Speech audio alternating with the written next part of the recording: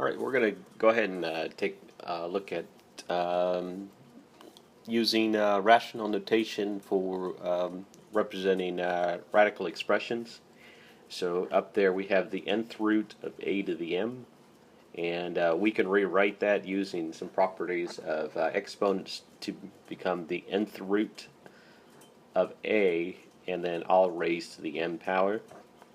And then if we want to write that in rational notation, it is going to be a, and then it's going to be the power divided by the root, so power divided by the root. And so there will be some places where rational notation for radicals is a little bit better. So we're going to do a couple of basic examples. So for example, if we want to find negative 125 to the 2/3 power, so the denominator is going to be the root, so it's going to be negative 3, it's going to be root 3 of negative 125, and then all raised to the second power, so we're using this middle form right here. That's the best form, because if we use the other form, the first form, scoring 125 is going to give us a really large number. We rather not deal with large numbers if we can avoid it. Okay, so the cube root of negative 125 is asking us what do we need to cube, which would be negative 5, to get negative 125. So the cube root of negative 125 is just negative 5, and then we'll go ahead and square that, and then negative 5 squared is going to be 25. So if we look at another one, let's say we're going to do 64 to the 3/2. So the root there is 2, and that'll be a square root. So this will be square root of, and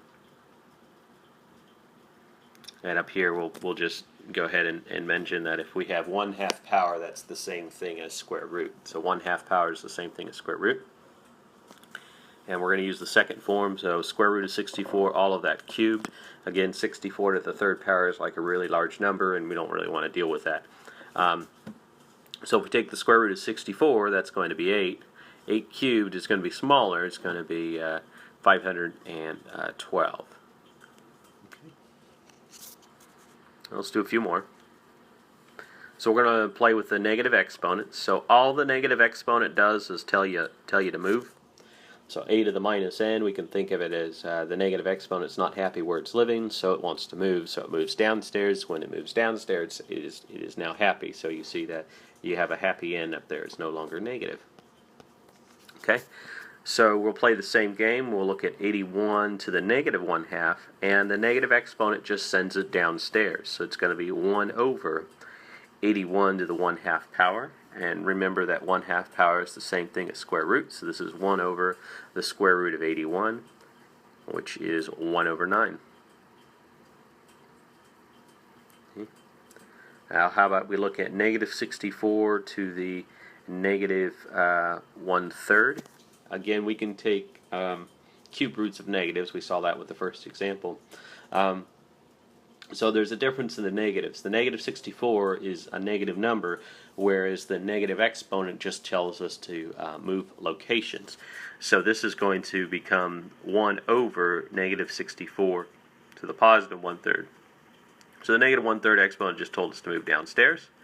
Okay, and 1/3 exponent is the same thing as the cube root. So the cube root of negative 64 on the denominator, it's going to be 1 over negative 4, but we like to put the negative out in front or in the top.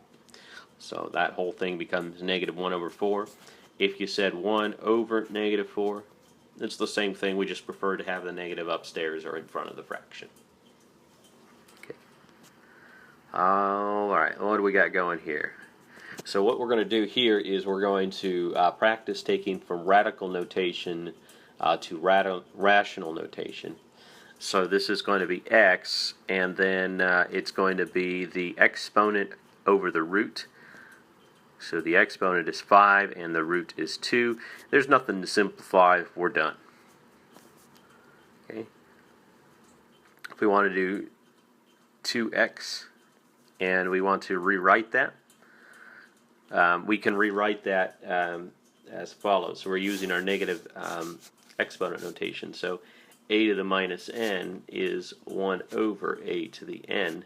So we're going in reverse. Now the 2 is upstairs, so it needs to stay upstairs. So if we want to rewrite this, this is 2 and then x to the minus 1. So this minus 1, even though you don't see division anymore, that does mean we're going to divide because that x is going to be in the denominator. Okay, well, let's try one more. Let's say we have 2 over the 6th root of x to the 7th.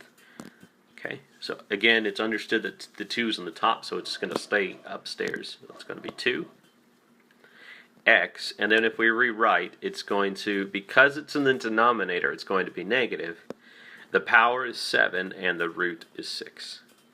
Okay, and that's it. That's taking it from the radical notation and writing it in rational notation.